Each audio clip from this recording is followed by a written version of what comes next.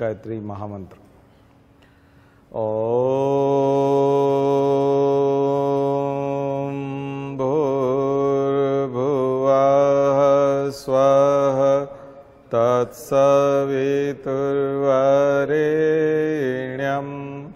भर्गो देवस्य धीमहि धियो यो नः प्रचोदयात्।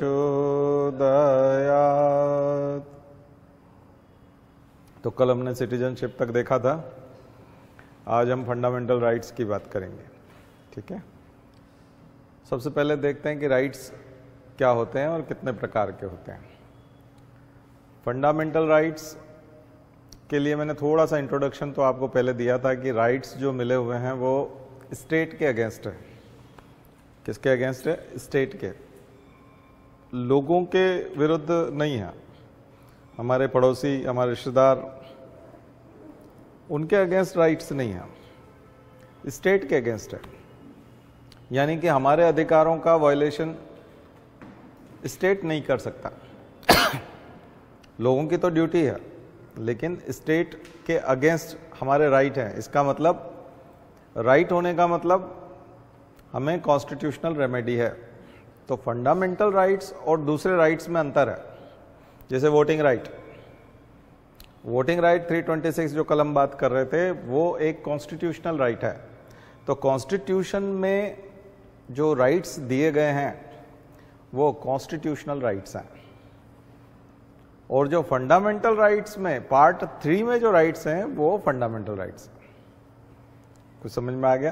तो कितने प्रकार के राइट्स हो गए? फंडामेंटल राइट्स, कॉन्स्टिट्यूशनल राइट्स जैसे कि वोटिंग राइट्स, और तीसरा होता है statutory rights, right to education. हालांकि उसको तो हमने फंडामेंटल राइट में ले लिया, लेकिन मनरेगा, MG नरेगा जिसको हम लोग बोलते हैं, तो वो गारंटी एक्ट है, और गारंटी एक्ट के तहत रोजगार पाने का अधिकार है। Right to livelihood, right to employment है वो। तो वो जो राइट है वो कैसा है? स्टैट्यूटरी राइट, वैधानिक अधिकार। तो संवैधानिक अधिकार, वैधानिक अधिकार और मौलिक अधिकार, 3 प्रकार के राइट्स हो गए। अब ये राइट्स बेसिकली है क्या? देखिए, फर्स्ट टाइम थोड़ा सा इससे पहले समझें कि स्टेट की ड्यूटी क्यों है, स्टेट के अगेंस्ट क्यों है। ये बहुत ही बेसिक कंसेप्ट है, इसको समझने के लिए थोड़ा सा हम चलें जब अर्ली मैन की तरफ। तो जब हम आदि मानव को देखते हैं तो वहां पर जब पहली बार स्टेट की परिकल्पना आई थी, हाइपोथेसिस, या यूं कहें कि आदि मानव के बाद भी जैसे नियोलिथिक पीरियड आया और मैदानों में आकर के जब खेती करने लगे थे, तो 2 प्रकार के राइट ने जन्म लिया। 2 प्रकार के राइट ने जन्म लिया और स्टेट का जन्म हुआ। पहली बार जब स्टेट आया तो उसने गारंटी दी, जैसे मोदी की गारंटी अभी चल रहा है, तो वैसी स्टेट की गारंटी थी। क्या गारंटी थी? कि तुम्हारी लाइफ को और तुम्हारी प्रॉपर्टी को कोई नहीं छीन सकता। तुम्हारी लाइफ को और तुम्हारी प्रॉपर्टी को मैं ये एश्योर करता हूं। स्टेट जो सिटीजन्स थे या जो भी वहां रहते थे, बट इसके बदले तुम्हें लगान देना होगा, टैक्स देना होगा, और उस टैक्स का हिसाब किताब तुम नहीं पूछोगे कि वो टैक्स मतलब उसके बदले में आप क्या दे रहे हो। उसके बदले में हम 2 चीज देते हैं, ध्यान रखिए। स्टेट के गारंटी में, स्टेट जो गारंटी देता है, स्टेट जो एश्योरेंस देता है, उसमें 2 चीज का बेसिक एश्योरेंस है जिसको लगभग 8000 साल हो गए। 8000 साल से एक्सरसाइज किया जा रहा है सारी सोसाइटीज में, जितने भी समाज हैं दुनिया में, और जितने भी समाज पिछले 8-10 हजार सालों में तैयार हुए, agrarian society, industrial society, village society, rural society, urban society, जैसी सोसाइटी आप मान लीजिए, किसी भी सोसाइटी में चले जाइए, 2 प्रकार के अधिकार वहां जो स्टेट है वो प्रोवाइड करता है। कौन कौन से?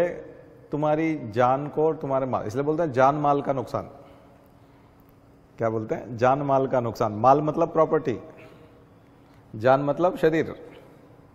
तुम्हारे शरीर पे कोई अटैक नहीं करेगा, तुम्हारी प्रॉपर्टी पे कोई अटैक नहीं करेगा। बहुत सिंपल सा फंडा है। ये स्टेट की ड्यूटी है, क्योंकि स्टेट टैक्स ले रहा है, उस टैक्स के बदले वो एश्योर कर रहा है। हालांकि कई बार राजा जो है वो युद्ध हार जाते थे और जो आक्रमणकारी होते थे वो लूट ले जाते थे, ना तो वो जान बचा पाते थे अपने लोगों की जिनसे टैक्स लिया है, और ना ही वो उनकी प्रॉपर्टी बचा पाते थे। मूवेबल इमूवेबल जो भी प्रॉपर्टी थी, सोना चांदी, अब इमूवेबल तो ले जा नहीं पाते थे क्योंकि खेत तो कैसे उठा के ले जाएगा, लेकिन मकान में तोड़फोड़ मचा जाएंगे। जो मकान बना हुआ है, जो फसल लगी है, कटी हुई है, उसको उठा ले जाएंगे।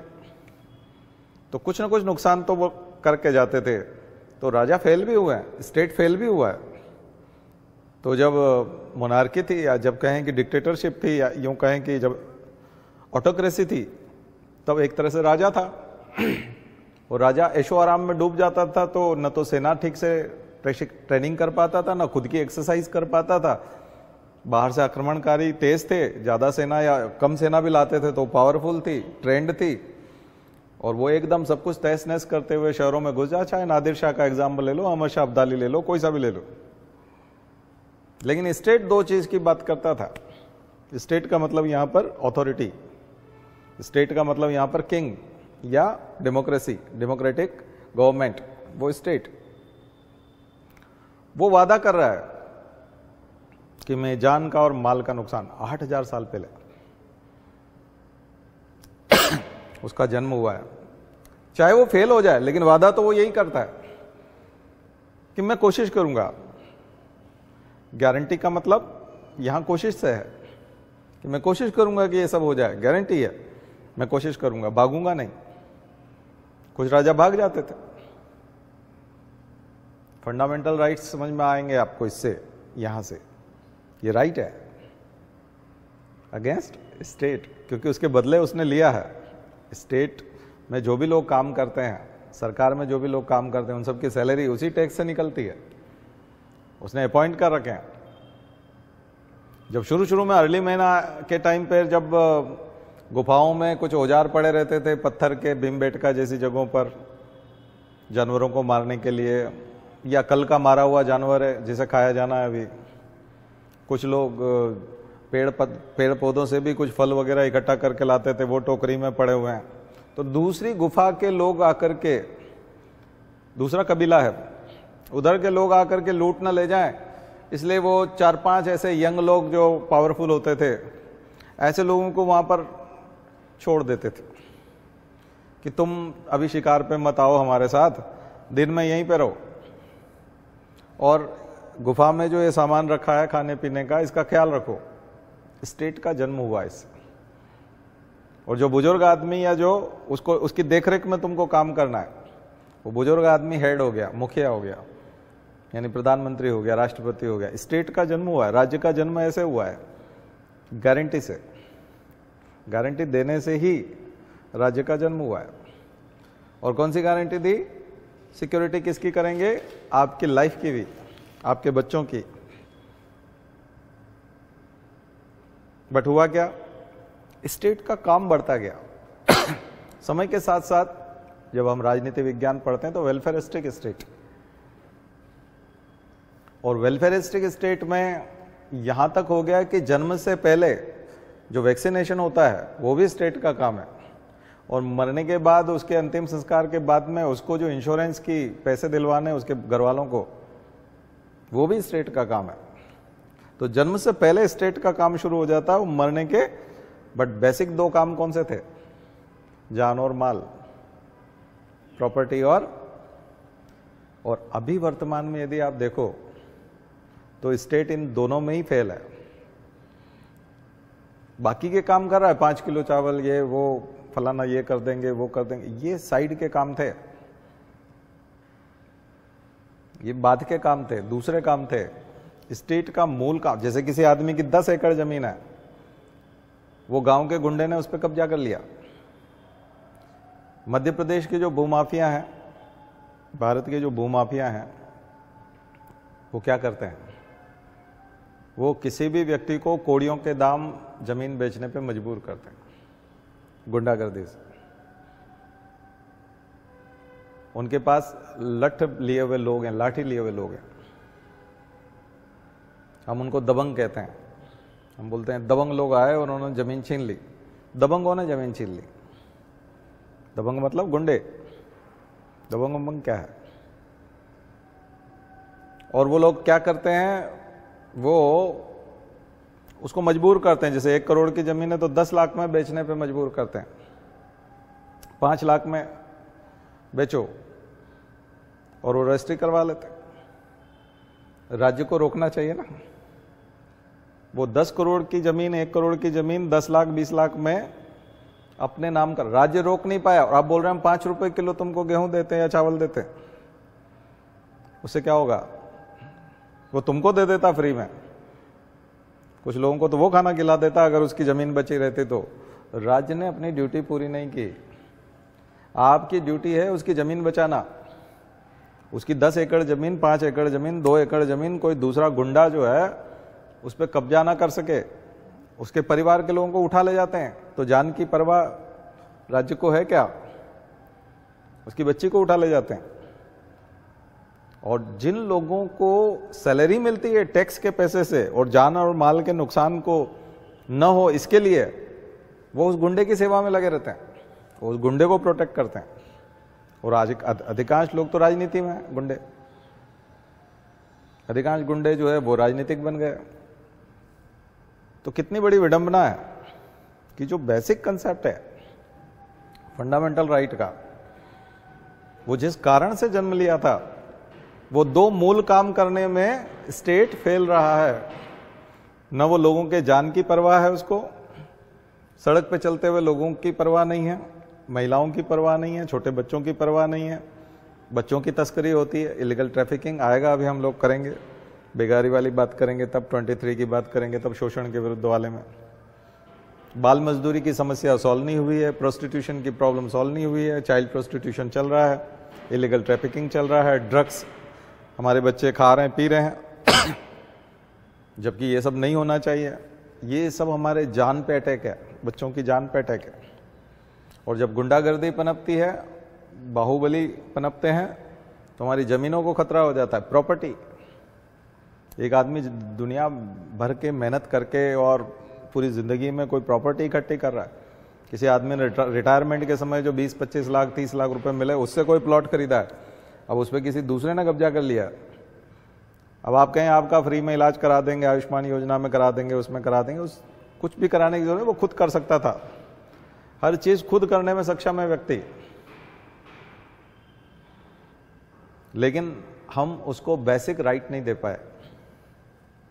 स्टेट अपनी प्राइमरी ड्यूटी, सेकेंडरी ड्यूटी में वो बिजी है, और वो हम काउंट करा रहे हैं कि हम ये करते हैं, हम वो करते हैं, हम तुम्हारे लिए ये करते हैं, वो करते हैं, 1000 1200 1500 ये देते हैं। तो वो भिखारी है क्या? वो लैंडलॉर्ड था, वो लैंडलॉर्ड था, उसके पास जमीन थी। स्टेट का फेल्योर है कि उसकी जमीन चली गई। और जिन लोगों ने जमीन ली, स्टेट के लोग, अथॉरिटी, पुलिस और न्यायालय और सब उसकी सुरक्षा कर रहे हैं। जिसने जमीन छीनी है उसकी सुरक्षा कर रहे हैं। तो ये रिवर्स है।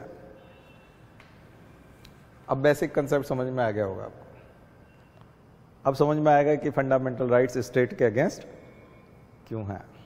इसलिए जो सभ्य सिविलाइज सोसाइटी है, उन लोगों ने सिविलाइज सोसाइटी ने तय किया कि खास करके अमेरिका सबसे पहले उठा और उसने बिल ऑफ राइट्स लेके आया, और उस बिल ऑफ राइट्स के माध्यम से fundamental rights, human rights, UN charter के हिसाब से ह्यूमन राइट्स, मानवाधिकारों के माध्यम से बेसिक राइट्स जो है, बिल्कुल फंडामेंटल राइट्स जो है, उनको सिक्योर करने की बात की गई।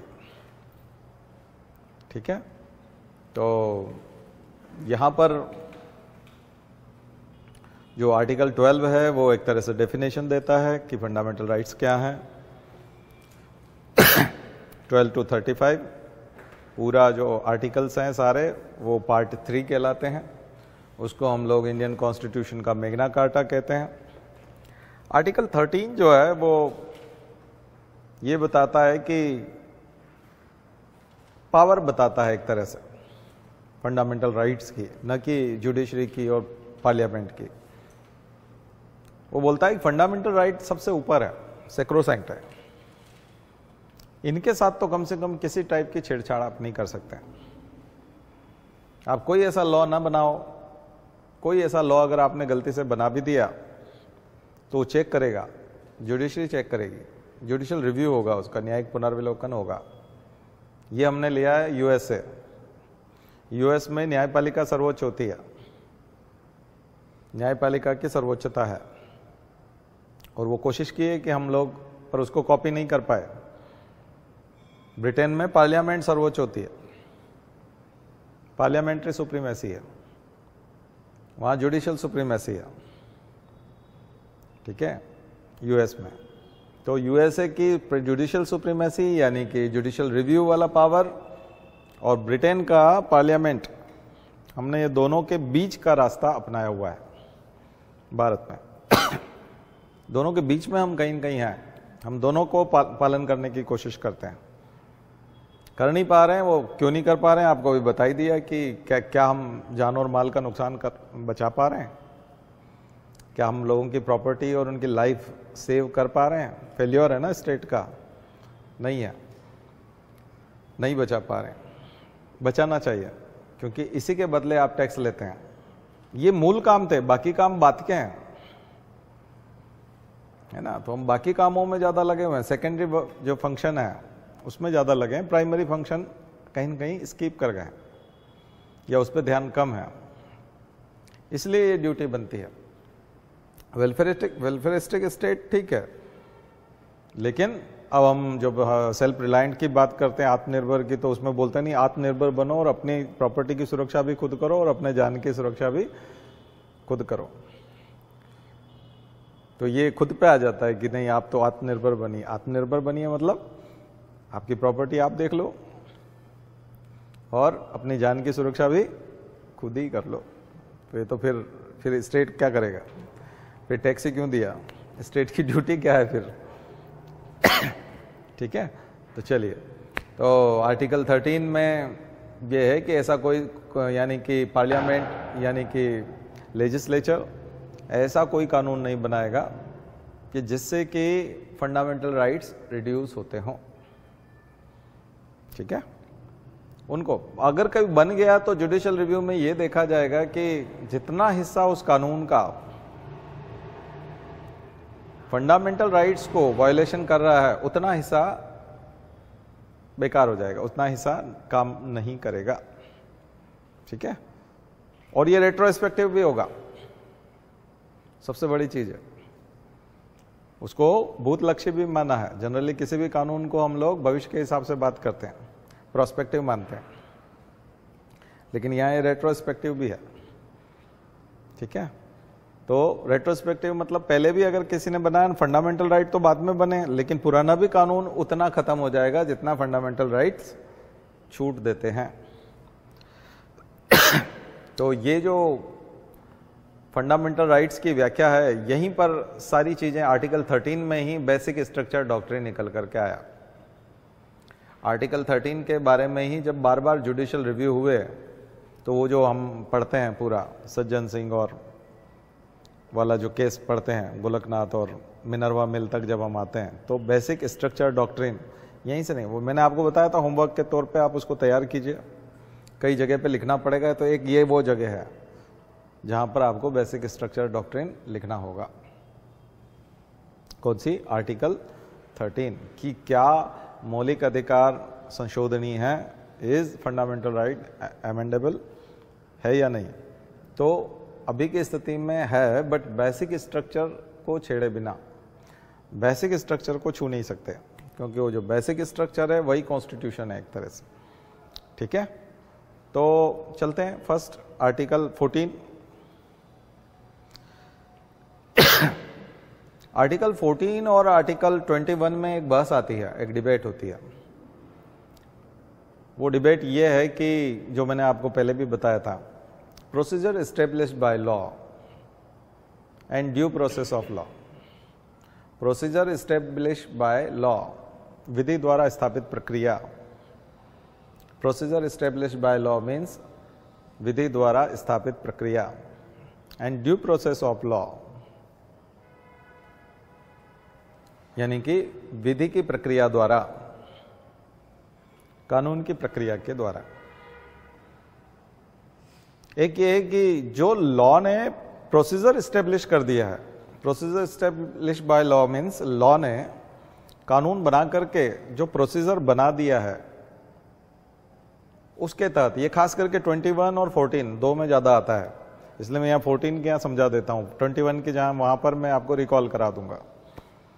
ठीक है, वहां ये लिखा रहता है कि किसी भी आदमी की जो जान है स्टेट तभी ले सकता है जब प्रोसीजर एस्टेब्लिश बाय लॉ के तहत ले सकता है, यानी विधि द्वारा स्थापित प्रक्रिया से किसी के भी प्राण का हरण किया जा सकता है, अदरवाइज आप किसी को फांसी पे नहीं लटका सकते। तो किसी जीवन जीने का अधिकार, right to life, right to life वहां तक काम करेगी जब तक कि प्रोसीजर एस्टेब्लिश बाय लॉ में वो क्लियर नहीं हो जाता कि हाँ कानून कहता है कि आपको फांसी दी जा सकती है, तभी फांसी दी जा सकती है, अदरवाइज फांसी नहीं दी जा सकती। तो वो जीवन जीने के अधिकार में वहां आता है। 14 में समानता का अधिकार, सभी लोग समान हैं। Equality before law, equality before law को चेक कैसे करेंगे? तो रूल ऑफ लॉ,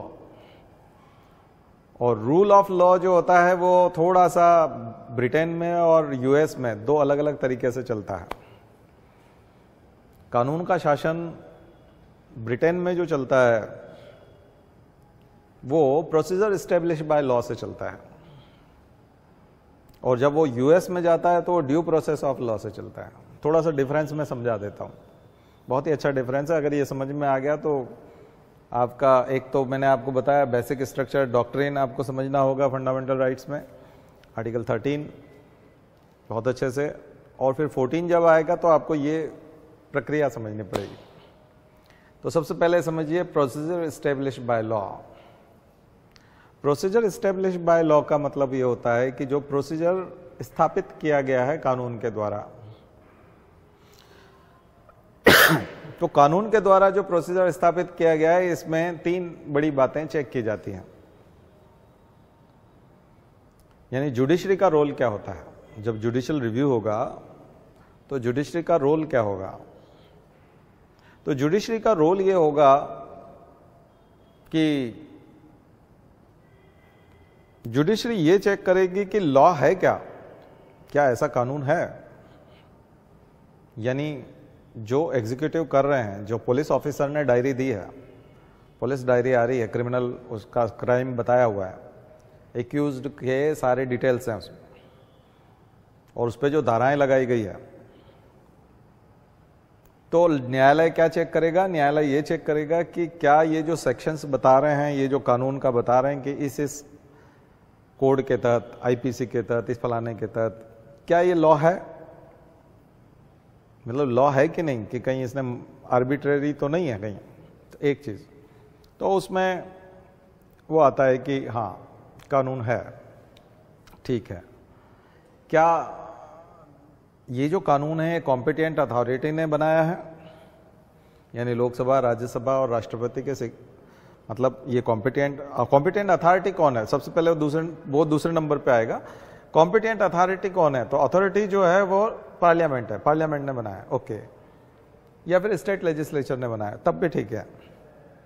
तो कानून है, और कानून को बनाने वाली सक्षम संस्था भी है, इंस्टीट्यूशन भी है। वो इंस्टीट्यूशन, वो ऑर्गेनाइजेशन यानी कि पार्लियामेंट या स्टेट लेजिस्लेचर मौजूद है, बिल्कुल है, उसी ने बनाया है, और वो कॉम्पिटेंट भी है, वो बना सकती है, उसको अधिकार है बनाने का। तो दो चीज, कानून भी है, बनाने वाली संस्था भी है। तीसरा, क्या प्रोसीजर ठीक से फॉलो किया है कानून बनाने में? कानून बनाने में ठीक से प्रोसीजर फॉलो किया है, यानी कि लोकसभा, राज्यसभा और राष्ट्रपति के सिग्नेचर वाला जो पूरा प्रोसीजर है उसको फॉलो किया गया है, बिल्कुल किया गया है। अगर ये सब चीजें हैं कि कानून है, कॉम्पिटेंट अथॉरिटी बना रही है, प्रोसीजर फॉलो किया गया है, तो फिर ये जो अपराधी को पकड़ा गया है और इस पे जो आरोप लगाए गए हैं और इसके लिए जो सजा निर्धारित है तो वो बिल्कुल सही है, और इसको भेज दो जेल में, ये इसको छोड़ना है तो छोड़ दो, जो भी वहां जो लिखा है वैसा जो करना है करो, क्योंकि ये तीनों चीजें हैं। तो फिर जुडिशरी का क्या काम है? तो ब्रिटिश सिस्टम में, जिसको हमने जापान से लिया है, अभी जापान से लिया है, बट वो है ब्रिटिश, ओरिजिनली क्या है, इसलिए कई किताबों में ब्रिटिश लिखा रहता है, कई जगहों पर जापान लिखा रहता है। प्रोसीजर एस्टेब्लिश बाय, दोनों सही है। जापान ने कहां से लिया है? ब्रिटिश से। तो हमने ब्रिटेन से लें चाहे जापान से, जाएगा किसको क्रेडिट? ब्रिटेन को, वो ब्रिटेन को जाएगा, इसलिए वो रिजिड है, स्टीरियोटाइप्ड है, वो अपनी अकल नहीं लगाते, वो रूढ़िवादी हैं। क्यों? क्योंकि जो कानून में लिख दिया है उसी को फॉलो करते हैं। रूल ऑफ लॉ तो ठीक है, लेकिन जो यूएस है वो डिफरेंट तरीके से काम करता है, उसकी जुडिशरी दूसरी तरीके से काम करती है। ड्यू प्रोसेस ऑफ लॉ, कानून की प्रक्रिया के द्वारा, स्थापित प्रक्रिया के द्वारा नहीं, कानून की प्रक्रिया के द्वारा, ड्यू प्रोसेस ऑफ लॉ। तो वो क्या होता है? वो भी चेक करता है कि कानून है, उसकी न्यायपालिका भी चेक करती है, यस वो प्रेजेंट है, फिर कॉम्पिटेंट अथॉरिटी है, फिर प्रोसेस फॉलो किया गया, बिल्कुल किया गया है। बट वो एक चीज और चेक करता है, वो तो सब ठीक है, लेकिन यहां पर उसके पास डिस्क्रिशनरी पावर होता है, विवेकाधिकार होता है कि इस जगह पर इसको ये सजा दिया जाना उचित है या नहीं,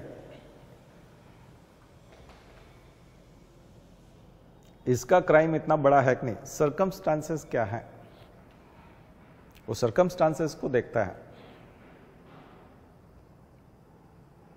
और या इक्वलिटी बिफोर लॉ में सभी के साथ एक जैसा व्यवहार होगा, यानी कि विधि के द्वारा स्थापित प्रक्रिया के द्वारा, ड्यू प्रोसेस ऑफ लॉ नहीं। वहां वो कारण भी जानना चाहता है कि इसने ये अपराध किया तो क्यों किया, किस मजबूरी में किया। आ रहा समझ में? विधि द्वारा स्थापित प्रक्रिया में कारण जानने का कोई मतलब ही नहीं है। प्रोसीजर एस्टेब्लिश्ड बाय लॉ में हुआ है, मतलब ये क्राइम है, ये क्राइम कमिट हुआ है, ये पनिशमेंट है, तो उसको सजा होगी, ठीक है। वहां पर सजा कम भी हो सकती है, वो बरी भी हो सकता है, उसके सर्कमस्टांसेस देखे जाएंगे, परिस्थितियां देखी जाएंगी, और भी जज जो है बहुत सारी चीजें देखेगा। इसलिए जुडिशियल रिव्यू, यूएस का जो जुडिशियल रिव्यू, वहां सबसे ऊपर कौन है? Judiciary, parliament. पार्लियामेंट नहीं, ब्रिटेन में कौन है सबसे ऊपर? पार्लियामेंट, क्योंकि पार्लियामेंट ने जो बना दिया है, जुडिशरी को कुछ नहीं करना है उस पर। और वहां जुडिशरी पार्लियामेंट के बनाए हुए कानून में अपनी अकल लगा सकती है, और फिर जो होगा उसको बोलते हैं जनरली नेचुरल जस्टिस, प्राकृतिक न्याय। तो ये कॉन्सेप्ट ऑफ नेचुरल जस्टिस यहां से अराइज होता है। कहां से? ड्यू प्रोसेस ऑफ लॉ से। लेकिन जजेस का पढ़ा लिखा होना या जजेस की क्वालिटी बहुत अच्छी होनी चाहिए, क्योंकि आखिर पार्लियामेंट में तो इतने सारे लोग हैं, और इतने सारे लोग मिलकर के तय कर रहे हैं कि ऐसा अगर होगा तो ऐसा होना चाहिए, और उसको जज जो है वो बदल रहा है अलग अलग कंडीशन में, तो उसमें प्रेसिडेंस मायने नहीं रखते वहां पर। यहां प्रेसिडेंस मायने रखते हैं, पूर्व दिए गए निर्णय, पहले से जो निर्णय है कोर्ट के, लोअर कोर्ट्स भी उन्हीं निर्णय के आधार पे, उन्हीं डिसीजंस के आधार पे फैसला ले लेती है कि सुप्रीम कोर्ट ने कहा है तो हाई कोर्ट ले लेगा, हाई कोर्ट ने कहा है तो अदर कोर्ट्स जो इंफीरियर कोर्ट्स हैं वो उसको फॉलो कर लेती है, ठीक है। वहां ऐसा नहीं है, इसलिए वहां पर अभी रो वर्सेस वेड वाला जो केस था, एबॉर्शन वाला, वो ट्रंप ने जो है क्या किया, वहां के प्रेसिडेंट मिस्टर ट्रंप ने जो है चेंज कर दिया, जुडिशरी में अपने लोग पहुंचा दिए, रिपब्लिकन्स, और जब अपने लोग पहुंचा दिए तो उसने रो वर्सेस वेड को चर्च के हिसाब से कर दिया एक तरह से, ठीक है ना, कि बच्चा जो है वो चूंकि ईश्वर की देन है, गॉड, वो बच्चा आ गया है पेट में तो अब उसका पालन पोषण करो, उसे मारना ठीक नहीं है, ठीक है। तो जो एबॉर्शन है वो इलीगल है, लेकिन पहले जो फैसला दिया हुआ था, पहले जो स्थिति थी वो बिल ऑफ राइट्स से थी, फंडामेंटल राइट्स। महिला की जान को यदि खतरा है तो उसे अपनी जान बचाने का अधिकार है, राइट टू लाइफ। और बच्चा जन्म देना उसके लिए जान खतरे की बात है, तो फिर ऐसे में बच्चे का एबॉर्शन कराना, उसने अपनी जान बचाने के लिए एबॉर्शन कराया, गर्भपात कराया, न कि बच्चे की हत्या करने के लिए। तो ऐसे में उसको राइट है अपनी जान बचा, ये बिल ऑफ राइट्स में था। लेकिन रिपब्लिकन्स जो हैं वो स्टीरियोटाइप्ड है, रूढ़िवादी हैं, उसमें चर्च आ जाता है एक तरह से। तो जुडिशरी में जब रिव्यू करने के वाले जो लोग थे, वो जब रिपब्लिकन्स ज्यादा हुए तो उन्होंने फैसला किस टाइप से दिया, पुराने जमाने के हिसाब से। डेमोक्रेट्स जो होते हैं वो थोड़ा सा इवोल्यूशनरी होते हैं, मतलब रिवोल्यूशनरी कह सकते हो, और उनके जो फैसले होते हैं वो ज्यादा प्रजातांत्रिक होते हैं। डेमोक्रेटिक होते हैं, यानी जनता की, नागरिकों के फेवर में ज्यादा होते हैं। आ रहा है समझ में? तो इसलिए वहां पर स्ट्रक्चर पॉलिटिका कैसा रहेगा, पॉलिटिकल स्ट्रक्चर, यानी कि राजनेता कौन होंगे, फिर जुडिशरी में कौन होगा, ये सब बहुत मायने रखता है। उसके वीटो पावर भी बहुत ज्यादा है प्रेसिडेंट के, चाहे पार्लियामेंट ने बना दिया, वहां की सीनेट ने बना दिया, कांग्रेस ने पास कर दिया, उसके बावजूद प्रेसिडेंट कुछ चीजें जो है प्रेसिडेंशियल पावर भी बहुत है। उसके बाद वो सब होने के बाद यदि कुछ लोग अगर चले गए न्यायपालिका में, तो न्यायपालिका के पावर सबसे ज्यादा है, फिर वो उसको स्ट्रक डाउन कर सकती है, वो खत्म कर सकती है बने हुए कानून को, राष्ट्रपति की परमिशन के बाद भी। इसलिए वहां न्यायपालिका की सर्वोच्चता है। हमारे यहाँ पे भी न्यायपालिका है, लेकिन हमारे यहाँ न्यायपालिका सिलेक्टेड मामलों में, फंडामेंटल राइट्स, ये वो बेसिक स्ट्रक्चर डॉक्ट्रिन। इसलिए बेसिक स्ट्रक्चर डॉक्ट्रिन जो है वो यूएस के नेचुरल जस्टिस के नजदीक है, ड्यू प्रोसेस ऑफ लॉ के नजदीक है। क्योंकि यदि प्रोसीजर स्टेब्लिश बाय लॉ ही रखना है और न्यायपालिका को टिक टिक करना है, जो लोकसभा, राज्यसभा और राष्ट्रपति ने कर दिया उसी को टिक करना है और कहना है कि हाँ उन्होंने सही किया है, हमेशा यही कहना है कि उन्होंने सही किया, ये तो कभी कहना ही नहीं है ना।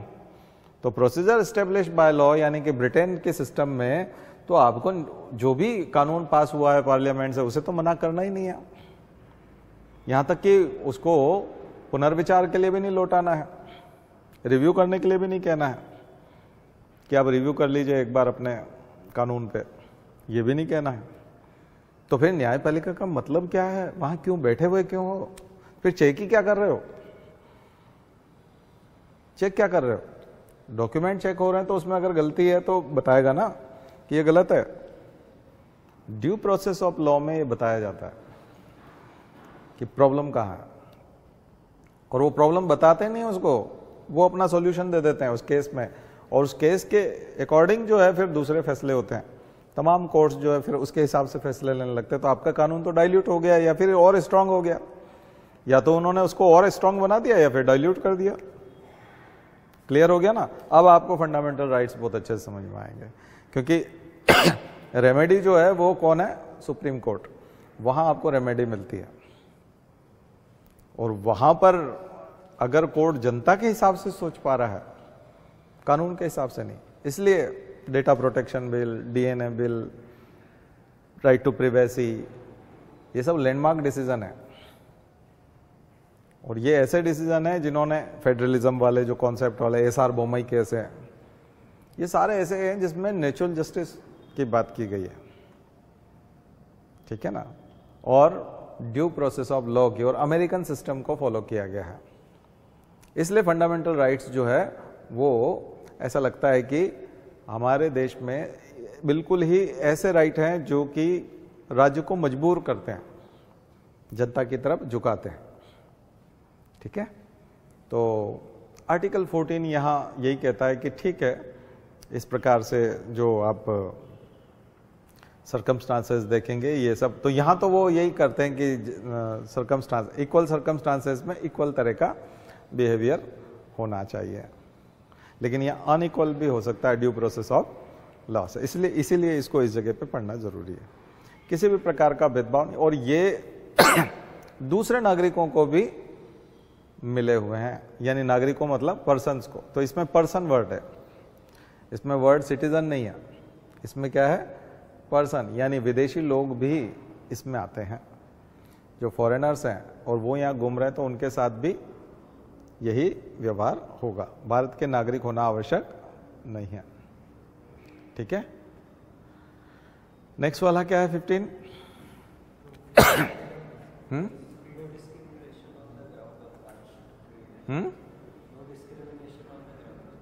Ground of caste, yes, gender, race, birth place. हाँ, तो इसके आधार पर किसी प्रकार का भेदभाव नहीं किया जाएगा। बट ये जो है थोड़ा सा दिक्कत पैदा कर जाता है कई बार, क्योंकि देखिए कॉन्स्टिट्यूशन इतना बल्कि इसीलिए बन गया था क्योंकि हर चीज को स्पष्ट करना पड़ा। आर्टिकल 15 की तरह, जैसे आर्टिकल 15 में साफ साफ लिखा हुआ है कि ऐसा नहीं करेंगे, लेकिन फिर जो कुतर्की होते हैं ना वो लेके आ जाते हैं। कुतर्की लोग लेके आ जाते हैं कि देखिए आपने तो रिजर्वेशन दिया हुआ है, महिलाओं को दे रहे हैं, SC ST को दे रहे हैं, ये EWS को दे रहे हैं, इसलिए जब भी कभी रिजर्वेशन का कोई प्रोविजन आता है तुरंत अमेंडमेंट होता है 15 में। 15 में अमेंडमेंट करना पड़ता है। अभी EWS आया तो 15 में अमेंडमेंट करना पड़ा कि राज्य डिस्क्रिमिनेशन कर पाएगा। पॉजिटिव डिस्क्रिमिनेशन इसको बोलते हैं, पॉजिटिव डिस्क्रिमिनेशन। तो यहां जो क्वेश्चन आएंगे पॉजिटिव डिस्क्रिमिनेशन के, कि भेदभाव करना पड़ सकता है। किस आधार पे करना पड़ सकता है? माइनॉरिटीज के मामले में, इसके मामले में करना पड़ सकता है, खास करके जो सोशली और एजुकेशनली बैकवर्ड लोग हैं उनके लिए। और बाद में जोड़ दिया गया इकोनॉमिकली बैकवर्ड लोग भी, वो भी इसमें आता है। तो ये अमेंडमेंट जरूर याद रखिएगा, 103 वाला और 104 और वो जो भी है, तो अमेंडमेंट के साथ याद करिएगा। और जो भी उसके क्लॉज हैं 3, 4, अब तो 5 वाला भी आ गया है ना। यही चीज 16 में है सेम, कि यदि राज्य कोई नौकरी दे रहा है, सरकार यदि कोई नौकरी दे रही है, तो नौकरी में भर्ती के लिए कोई भेदभाव नहीं किया जाएगा। ठीक है ना। लेकिन यहां सिटीजन्स हैं, सिटीजन्स के लिए बात हो रही है। लेकिन जहां जहां सिटीजन लिखा हुआ है उसका मतलब ये नहीं कि फॉरेनर्स जो हैं उनको ये राइट नहीं है। ध्यान रखिएगा, फॉरेनर्स को भी राइट है नौकरी करने का भारत में, और स्टेट नौकरी भी दे सकता है उसको। जैसे नेपाल के ढेरों लोग भारत में नौकरी करते हैं, कई सारे डिपार्टमेंट्स में करते हैं, क्योंकि वो नेपाली हैं, भारतीय नहीं है।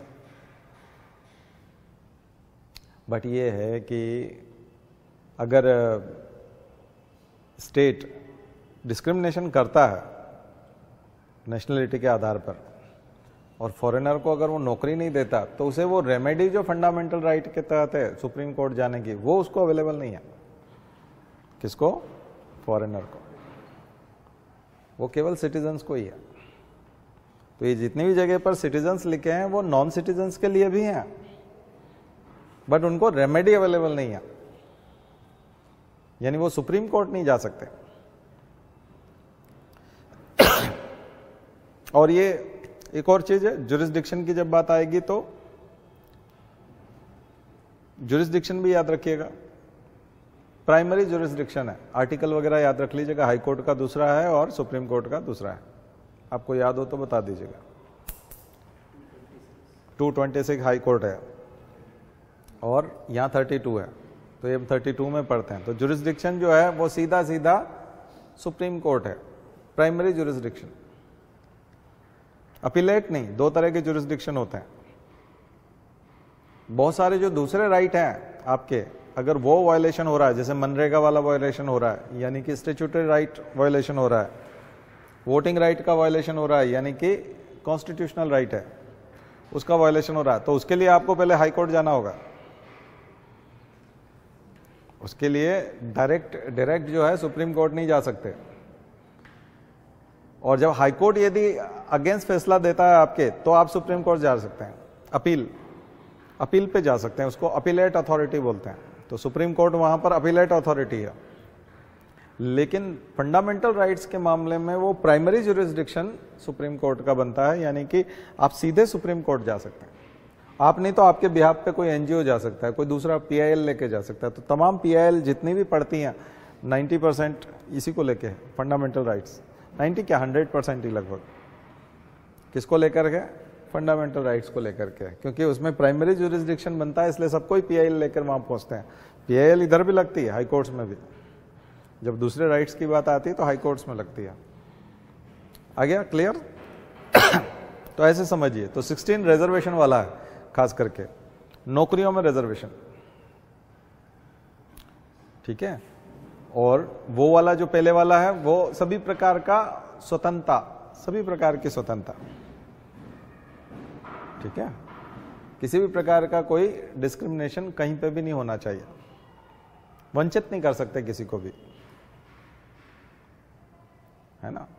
वो स्वतंत्रता जो है वो कैसी है, वो यूज करने की भी स्वतंत्रता है। सरकारी जो रहने की जगह होती है या खाने पीने की जगह होती है, उन सब के लिए भी, ठीक है ना। और अब आएगा 16 के बाद 17, अनटचेबिलिटी।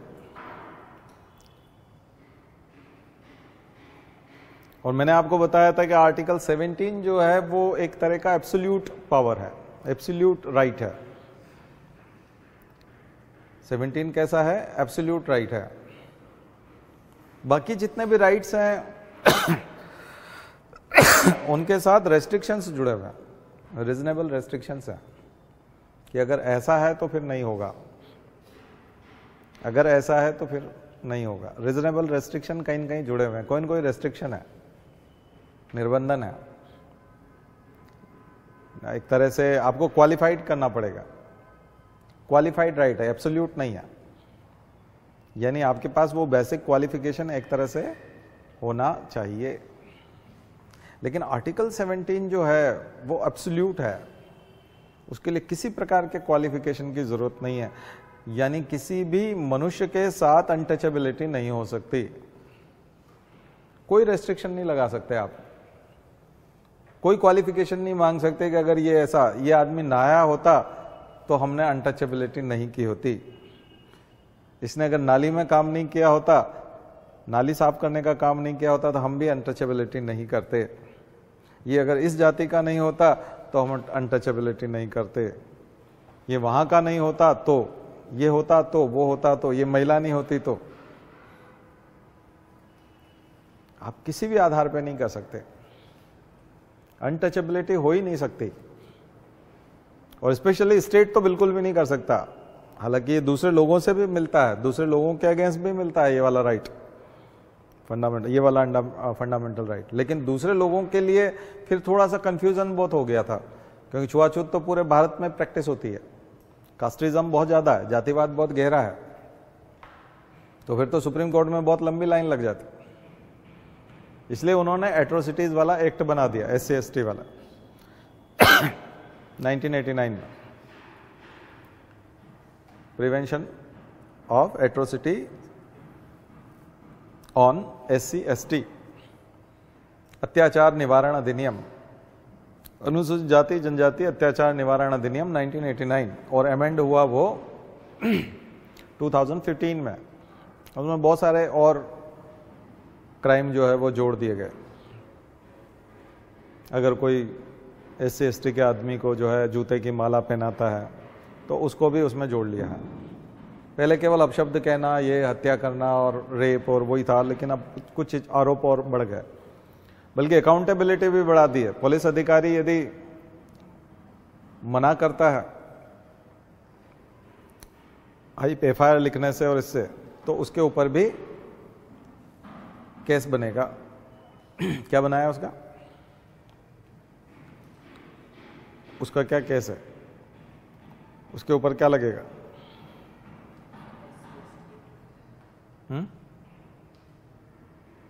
पुलिस ऑफिसर मना करेगा तो क्या होगा? इम्प्रिजनमेंट।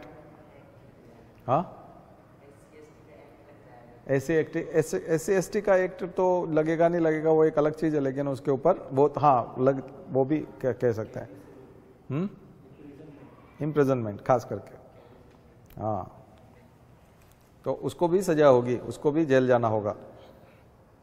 तो बहुत थोड़ा सा और स्ट्रांग किया गया 2015 में, और स्ट्रांग किया गया। तो ये अलग से कानून बनाया गया ताकि सुप्रीम कोर्ट, ये लोगों के अगेंस्ट है, स्टेट के अगेंस्ट कानून नहीं है। ये किसके अगेंस्ट है? स्टेट के अगेंस्ट नहीं है, ये लोगों के अगेंस्ट। यानी लोग अगर अनटचेबिलिटी प्रैक्टिस करते हैं लेकिन स्टेट करता है, तो जो सबरीमाला वाला केस है, मैंने आपको बताया था, सबरीमाला वाला केस में महिलाओं को, जो 13 से 45 साल की महिलाएं हैं, 50 साल की, वो मंदिर में प्रवेश नहीं करेंगे। अयप्पा के मंदिर में, भगवान अयप्पा के मंदिर में वो प्रवेश नहीं करेंगे सबरीमाला में, क्योंकि भगवान अपवित्र हो जाएंगे। तो ये जो पवित्रता और अपवित्रता की धारणा के आधार पर जो छुआछूत है वो उसमें आया। इसको मैंने आपको कहा था रिलीजियस मोरालिटी, रिलीजियस मोरालिटी। और रिलीजियस मोरालिटी के ऊपर क्या रखा गया? Constitutional morality. और इसी आर्टिकल के तहत जो है सुप्रीम कोर्ट ने फैसला दिया। ठीक है ना? तो ये चीज जो है ये आपके समझ में आनी चाहिए। तो आर्टिकल 17 थोड़ा सा विस्तृत है, इसमें SC/ST एट्रोसिटीज वाला एक्ट भी आ जाता है, क्योंकि सीधा सीधा अनटचेबिलिटी वाली बात है। और ये प्रभावित कहाँ से है? तो थोड़ा सा आप देख सकते हैं कि हरिजन सेवक संघ, गांधी जी भी है, तो उधर आम्बेडकर भी हैं स्वयं, जो बहिष्कृत भारत लिखते हैं, और तमाम उनका पूरा जीवन जो है अनटचेबिलिटी से परेशान रहे वो पूरी लाइफ। तो डेफिनेटली उनका तो उसमें कंट्रीब्यूशन है ही इस आर्टिकल से जुड़ा हुआ। ठीक है, नेक्स्ट 18 वाला जो है वो है टाइटल्स का एबोलिशन। टाइटल्स की जरूरत नहीं है, क्योंकि टाइटल्स अगर होंगे तो फिर छोटा बड़े वाली बात आ जाती है। एक व्यक्ति टाइटल लगा करके अपने आप को बड़ा महसूस करेगा। तो एजुकेशनल और क्वालिफिकेशन वाले टाइटल, जैसे कि कोई डॉक्टर है, PhD है तो वो लिख देगा, MBBS डॉक्टर है तो वो डॉक्टर लिख देगा। तो उससे जुड़े हुए टाइटल को छोड़ दीजिए। उन्होंने कहा नहीं, ये तो आप लगा सकते हैं, PhD किया है या फिर आपने मेडिकल वाला किया है तो ठीक है, ऐसे में आप डॉक्टर लगा सकते हैं, इंजीनियर लिख सकता है, एडवोकेट लिख सकता है, जिसको जो लिखना है लिखे, क्योंकि ये उसका प्रोफेशन है, ये उसने डिग्री हासिल की है। लेकिन इसके अलावा जितने भी टाइटल हैं जो जातिगत हैं, है ना, अभी तो बहुत सारी मोटरसाइकिल पे और कार पे भी जाति लिखी होती है, तो वो यूपी में उसका होता है, चालान बनता है। हमारे यहाँ तो अभी ज़्यादा नहीं है, लेकिन यूपी में तो उसका चालान बनता है, वो लिखने से मना ही है। आप ऐसा नहीं लिख रहे, आप शो क्या करना चाहते हो भाई, लिख करके आप क्या बताना चाहते हो, है ना। लेकिन अभी भी कुछ लोग लिख के मध्य प्रदेश में तो घूमते हैं, शायद देर सवेर वो भी आएगा, यहाँ पे भी होगा। लेकिन नाम क्या आगे कोई लगाए इसी प्रकार का, जिससे कि उसके रोब, उसकी दबंगई बाहर आए कि वो बहुत डोमिनेंट है, डोमिनेंट कास्ट है, या फिर और कोई टाइटल लगाए। यहाँ तक कि भारत रत्न और पद्म विभूषण, पद्मश्री ये भी नहीं लगा सकते आप, प्रीफिक्स सफिक्स में भी नहीं लगा सकते, पीछे भी नहीं लगा सकते, आगे भी नहीं लगा सकते। फिर भी कुछ लोग लगा के रखते हैं, सरकारी नाम लिख के रखती है, फलाने का ये द्वार है, फलाना गेट है, इसके नाम से तो कई लोग लगा देते हैं, पर लगा नहीं सकते। और दूसरा, ये टाइटल आपको कोई दूसरा देश दे रहा है तो आसानी से आप ले भी नहीं सकते, पहले परमिशन लेनी होगी। ऐसा नहीं कि आपको कोई दूसरा, तो फिर बेला फुसला करके, ऐसे ही कोई कॉन्सुलेट में है, कोई यहाँ पर एम्बेसी में है, और वहाँ पर यदि कोई काम कर रहा है और ऐसे में अगर वो किसी दूसरे से लेगा तो उसको भी परमिशन लेनी होगी। तो ये बहुत सारे प्रावधान है, उसको जाके पढ़िएगा। इसमें ज़्यादा कुछ नहीं है, लेकिन उपाधियों के बारे में जैसे एक दो स्टोरीज हैं, जैसे निशान पाक, पाकिस्तान का सबसे बड़ा भारत रत्न की तरह है, और वो जो है दिलीप कुमार को मिला था, तो उसकी कंट्रोवर्सी है। ऐसे ही और भी कोई बहुत सारे टाइटल हैं कि हमारे देश के प्रधानमंत्री को यदि फ्रांस में सम्मानित करते हैं, जापान में करते हैं, तो फिर उनके लिए क्या प्रोविजंस है, क्या प्रावधान है, ये सब आप पढ़ सकते हैं, बाकी ज़्यादा नहीं है।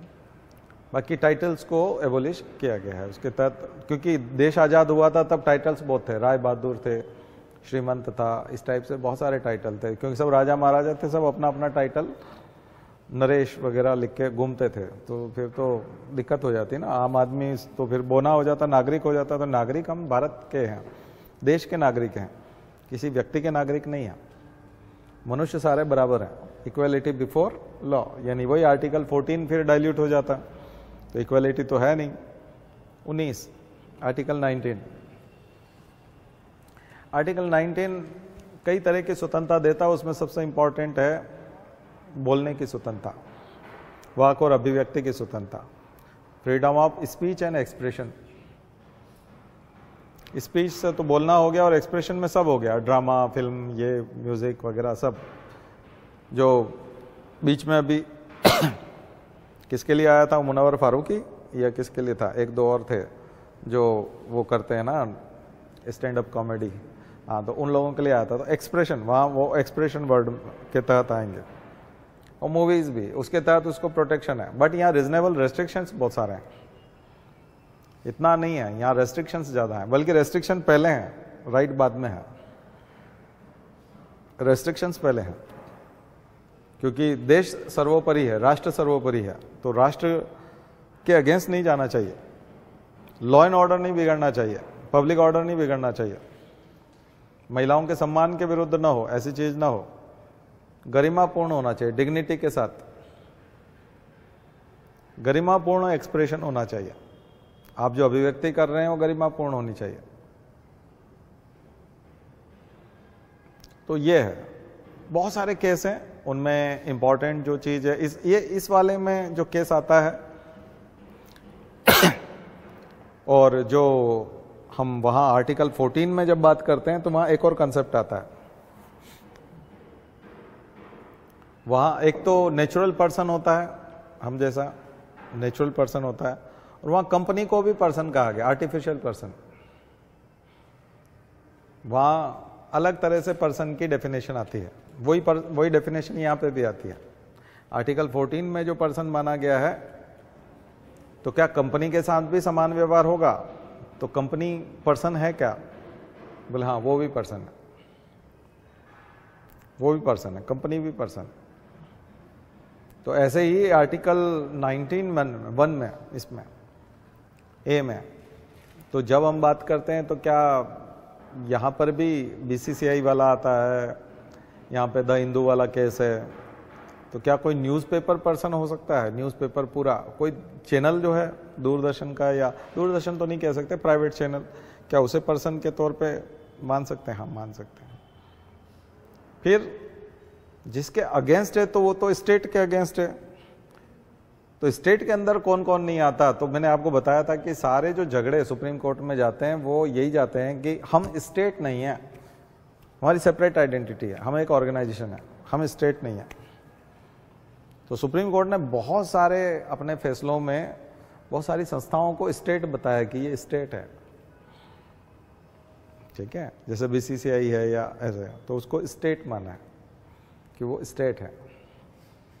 तो ऐसे आपको मुद्दे यहाँ पकड़ने हैं। तो मैं सारे एक साथ, चूंकि बहुत कम समय है और ये केवल 19 ही पढ़ाने में 2 दिन लग सकते, यानी 2.5-3 घंटे लग सकते हैं, तो केवल 19 पढ़ाना अपने आप में बहुत मुश्किल है। 19 ही वो एफ वाला जो है वो संपत्ति, राइट टू प्रॉपर्टी, यानी प्रॉपर्टी की स्वतंत्रता, उसको जो है वो खत्म हो गया, रिपील हो गया। कब हो गया?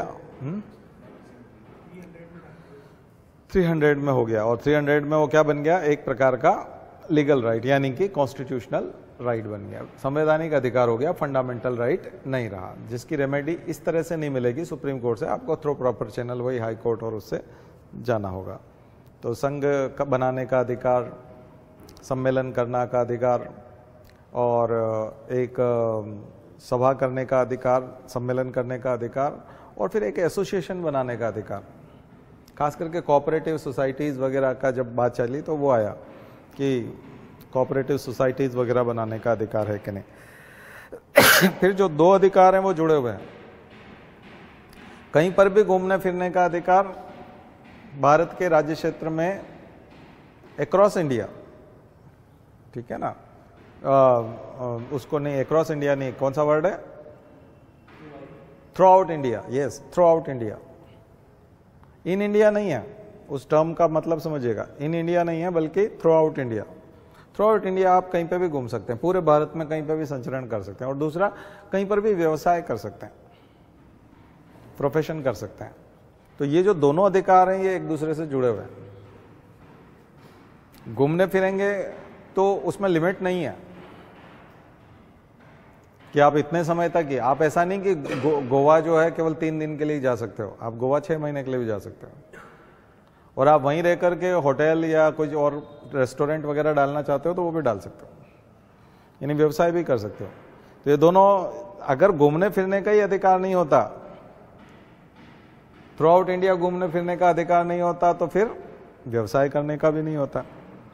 तो दरअसल वहां बसने का भी अधिकार है, निवास करने का भी अधिकार है, लेकिन इनके साथ रीजनेबल रेस्ट्रिक्शंस जुड़े हुए हैं।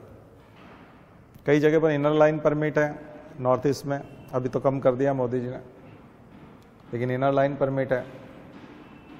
आप आदिवासी क्षेत्रों में यानी ट्राइबल एरिया में वही 5th शेड्यूल 6th शेड्यूल, वहाँ रेस्ट्रिक्शन है, क्योंकि उनकी एक कल्चर है, उनका एक जीवन जीने की शैली स्टाइल है, उसमें दिक्कत आएगी, इसलिए आप नहीं कर सकते। तो परमिट लेना होगा, पास लेना होगा, आपको पहले से परमिशन लेनी होगी।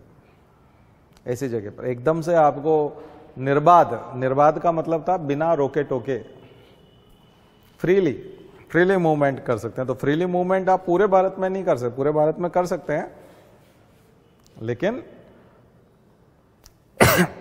वो उसके तहत है, किसके तहत, रेस्ट्रिक्शन के साथ में। कुछ एरिया में आप नहीं जा सकते। और ये जो फ्रीली मूवमेंट वाली बात आई थी, ये मेनका गांधी पासपोर्ट केस में आई थी, इसलिए उसको आर्टिकल 21 से जोड़ा था। 19 को किसके साथ जोड़ा था, आर्टिकल 21। तो जब हम बात करते हैं तो 19 भी जुड़ता है, 14 भी जुड़ता है, और 15 भी, और 21 भी जुड़ता है, क्योंकि वहां समानता स्वतंत्रता की बात आती है। यहां पर किसकी बात आती है, स्वतंत्रता की बात आती है, घूमने फिरने की स्वतंत्रता। और 21 में आती है गरिमा की बात।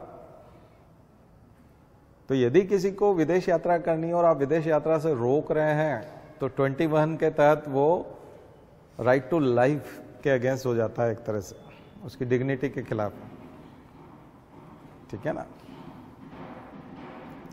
और स्वतंत्रता का अधिकार तो बाधित हो ही रहा है, और फिर आप किसी को जाने दे रहे हैं विदेश और किसी को नहीं जाने दे रहे हैं।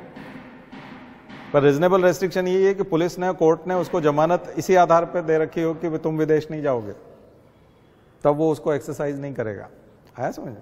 ऐसे ही जैसे कोई आदमी गया दक्षिण अफ्रीका क्रिकेट खेलने के लिए या कंसर्ट करने के लिए लंदन गया, अल्बर्ट हॉल में उसका एक कॉन्फ्रेंस, पूरा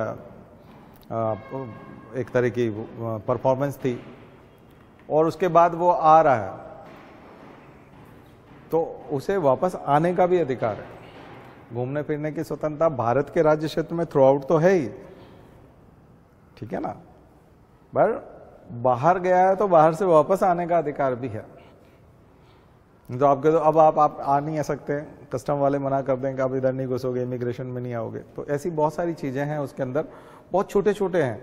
पर भारत में कितना दुर्भाग्य कि हमको हर छोटी छोटी चीज क्लियर करके, लिख करके, सुप्रीम कोर्ट को डिसीजन दे करके फिर क्लियर करना पड़ती है। अंडरस्टूड क्यों नहीं है, क्योंकि लिटरेसी बहुत कम है और कुतर्की बहुत है, और कोर्ट में दूसरा जो वकील है वो उसको खारिज करवा देगा। और कोर्ट में क्या है, हमारे यहाँ प्रोसीजर एस्टेब्लिश बाय लॉ पे ज्यादा चलता है।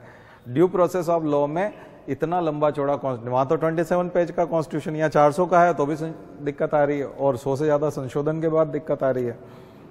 और उसके बावजूद सुप्रीम कोर्ट के डिसीजन से काम चलाना पड़ता है हमको, कॉन्स्टिट्यूशन से काम नहीं चलता, क्योंकि अंडरस्टूड जो चीजें हैं उसको कोई मानता नहीं है। वहां पर अंडरस्टैंडिंग बहुत ज्यादा है, ठीक है। तो जुडिशियल रिव्यू का इंपॉर्टेंस बहुत ज़्यादा है। तो थोड़ा पढ़ के आइए 20 और 21 और बाकी के, तो हम बात करेंगे नेक्स्ट टाइम, ठीक है। चलिए, शांति पाठ।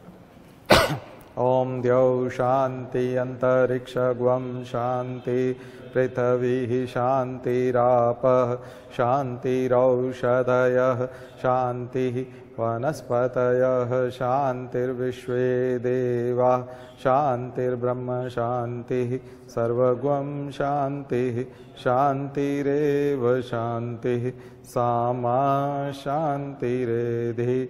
ओम शांति शांति शांति सर्वारिष्टासु शांतिर्भवतु। बोले गायत्री माता की, परम पूज्य गुरुदेव की, परम वंदनीय माता जी की। हम सुधरेंगे, हम बदलेंगे, एक बनेंगे। जन्म जहाँ पर, अन्न जहाँ का, ज्ञान जहाँ से, वह है प्यारा। देश की रक्षा कौन करेगा? मानव मात्र, नर और नारी, जाति वंश सब भारत माता की, भारतीय संस्कृति की